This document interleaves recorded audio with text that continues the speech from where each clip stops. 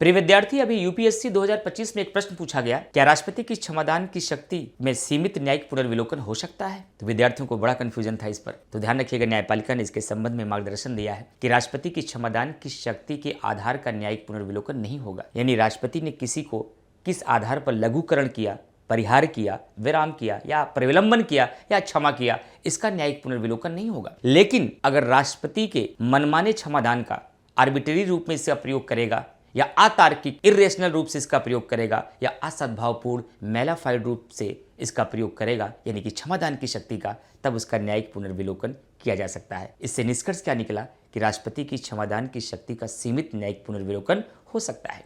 दूसरा स्टेटमेंट आयोग ने दिया कि राष्ट्रपति क्षमादान की शक्ति का प्रयोग मंत्री परिषद के परामर्श के बगैर कर सकता है, जबकि न्यायपालिका ने स्वयं कहा है कि राष्ट्रपति क्षमादान की शक्ति का प्रयोग अपने विवेक से करेगा, लेकिन अपने विवेक से तात्पर्य मंत्री परिषद का विवेक है, जिसका निष्कर्ष निकला कि राष्ट्रपति अपनी क्षमादान की शक्ति का प्रयोग मंत्रिमंडल के परामर्श के बगैर नहीं कर सकता है।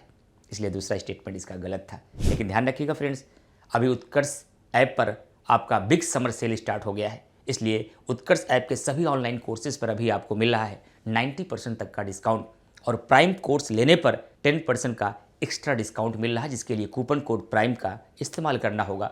साथ ही आपकी 3 महीने की कोर्स की एक्स्ट्रा वैलिडिटी भी मिल रही है। लेकिन यह ऑफर केवल 3 जून तक है, इसलिए आज ही इनरोल करके अपनी तैयारी को एक बेहतर शुरुआत दें।